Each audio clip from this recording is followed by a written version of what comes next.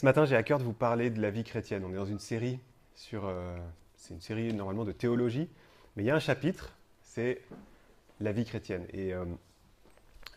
C'est vrai que dans cette série, on a traité des sujets qui sont pas toujours. On voit pas toujours à quoi ça va nous servir demain, en reprenant la semaine, ou. Bon, pas demain, pour le coup, puisque demain c'est férié, mais là, c'est vraiment pas le cas. C'est même un sujet tellement important enfin, j'ai réclamé qu'il soit mis sur 2 dimanches, donc il y aura celui-là et dimanche prochain, parce que je ne voyais pas comment faire tout tenir en une session. Donc forcément, on va aborder notre sanctification, on va aborder la place de l'amour dans nos vies, le rôle du Saint-Esprit, l'utilité de la prière aussi, tout ça, c'est ce qui fait partie de la vie chrétienne. Alors je vais évidemment m'appuyer sur la Bible pour vous parler de ça, mais forcément, ça va aussi être mon propre ressenti, mes propres expériences. Et là, on parle vraiment de. Ouais, je vous donne vraiment aussi ce que moi j'ai vécu, mes épreuves, mes luttes, et comment, en tout cas, comment j'y fais face. Je ne sais pas si c'est votre cas, mais comme certains d'entre vous ici, je suis né dans une famille chrétienne, et ça veut dire que quand je me suis converti, j'ai pas eu un virage à 180 degrés. On s'est pas dit, tiens, il y avait le Matthieu d'avant et le Matthieu d'après, il est trop différent, on a vraiment vu ce qui s'est passé dans sa vie. Non, j'ai pas eu ça.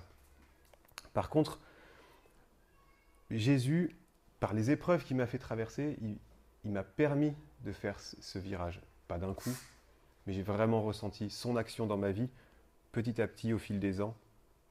Et ça fait quelques années que j'ai vraiment été transformé dans des domaines où je pensais pas que c'était nécessaire.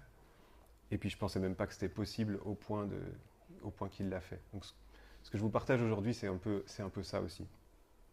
Alors, si vous non plus, vous n'avez pas été transformé complètement à votre conversion, et ben c'est pas que vous êtes parfait, ça serait bien, mais non.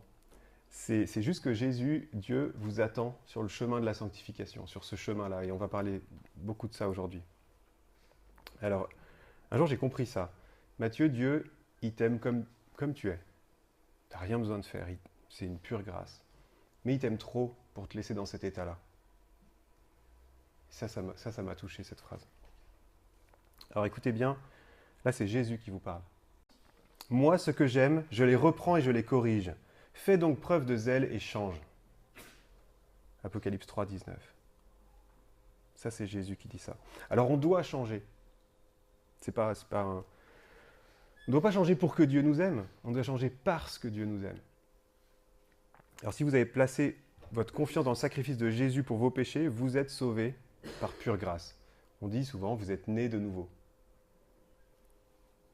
Vous représentez comment quelqu'un qui vient de naître? C'est quoi quelqu'un qui vient de naître? Comme ça, il y en a un là-bas. Il ne vient pas de naître, mais... Eh oui, c'est un bébé. Nouvelle naissance, c'est forcément nouvelle croissance. On a une nouvelle nature, mais elle est bébé. Ouais, on est là pour cette nouvelle croissance. Nouvelle nature, nouvel objectif. Ce nouvel objectif, 1 Pierre 1, verset 15, « Soyez saints dans tout votre comportement, car celui qui vous a appelé est saint. » Ça, c'est de l'objectif. Alors en même temps, on peut se souvenir aussi qu'on est saint déjà. On est sanctifié, sans aucun effort, sans aucun mérite. La lettre aux Hébreux, en chapitre 10, verset 10, elle nous dit « Nous avons été rendus saints par l'offrande du corps de Jésus une fois pour toutes. » Alors on est saints du moment qu'on a accepté le salut par pure grâce. Pas juste les meilleurs d'entre nous, ceux qui font plein d'efforts, ceux qui ont une super vie, pas juste eux, tous. Et ça, c'est un peu difficile à comprendre. En même temps, on est saint, et en même temps, un autre verset nous dit qu'on doit faire tous nos efforts pour cultiver la sainteté. Hébreux 12, verset 14, « Faites tous vos efforts pour être en paix avec tout le monde et cultivez la sainteté, sans laquelle nul ne verra le Seigneur. »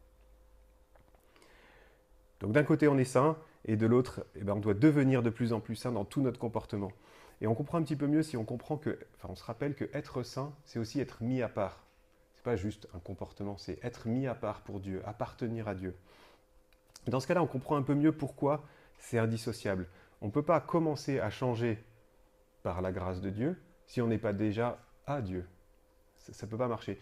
Et le meilleur exemple que j'ai trouvé là-dessus, c'est l'image d'une maison. Si vous achetez une maison, Ben, si j'achète une maison, elle est à moi dès que j'ai signé l'acte de vente. C'est fait, c'est signé, c'est à moi. Par contre, après, je vais faire quoi? Je vais faire quelques travaux, je vais déménager mes meubles, je vais mettre mes tableaux, les photos de mes enfants, et je vais l'aménager à mes goûts, je vais refaire un coup de peinture. Et là, c'est vraiment chez moi.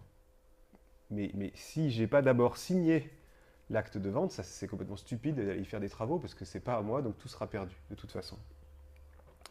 Et ouais, ce qui me parle moi le mieux, et c'est l'image que je vais dérouler un petit peu ce matin, c'est quand je pense à la vie chrétienne et comment on peut la décrire. Moi, je la décris comme un grand chantier. Et tu peux avancer peut-être. Pour moi, la vie chrétienne, c'est un chantier de rénovation qui commence à notre conversion et qui ne s'arrête pas d'ailleurs, parce que ça serait un peu trop facile. Donc on va dérouler un peu cette histoire de maison. Imaginez, j'étais propriétaire de ma maison autrefois, et je l'ai perdue suite à une dette de jeu. J'étais un peu foufou, j'ai joué avec Satan, et bon, je me croyais plus fort, j'ai perdu. Alors, comme on était un peu plutôt potes à l'époque, il m'a dit, c'est bon, tu peux rester dans ta maison, t'inquiète pas, c'est juste, il faut me faire une place, quoi, c'est maintenant qu'elle est à moi. Donc je lui ai dit de s'installer là, puis il a pris de plus en plus de place, quoi. C'est mon squatter, quoi. Il a commencé à squatter toutes les pièces de la maison, petit à petit, puis c'est pire qu'un squatter, parce qu'en fait c'est chez lui, donc presque c'est moi le squatter en fait. Et petit à petit, comme de toute façon je ne peux pas aller ailleurs, je suis devenu l'esclave de Satan. J'étais dans ma maison, mais c'est plus la mienne. Et lui, il a continué à faire ce qu'il sait faire, hein, saccager la maison, je ne vous parle même pas du jardin, tout laisser en vrac. Et chaque fois que je faisais la moindre chose, j'essayais de me réserver une petite pièce, en me disant, voilà, là au moins je serai tranquille, c'est ma paix ou c'est mon truc. Ben non, il venait, il cassait tout. Et quelque part, il fallait que quelqu'un rachète cette demeure avant. Et c'est ce que Jésus a fait pour moi, ce qu'il a fait pour vous. Il a racheté cette demeure. Et du coup, il nous rend capables de faire des transformations. Et maintenant que c'est signé, l'acte de rachat est signé, c'est irrévocable. Donc, je lui appartiens et on peut commencer le grand chantier de rénovation. Alors ça pourrait vous faire penser un peu à du développement personnel, c'est bien à la mode ça. Si vous traînez un peu sur Facebook et compagnie, vous retrouvez souvent des pensées comme ça. Alors en fait c'est quand même très différent. Le développement personnel, il vous dirait deviens ce que tu veux être, par exemple. Il vous dirait tout est possible, crois en toi, crois dans tes capacités, arrête de te dénigrer. Crois dans les capacités humaines, le cerveau humain, on parle tout le temps, le cerveau humain c'est tellement magnifique et tout. Oui. On attribue ça à l'évolution, on se demande pourquoi, on attribue ça à l'évolution, mais non, le cerveau humain est tellement puissant.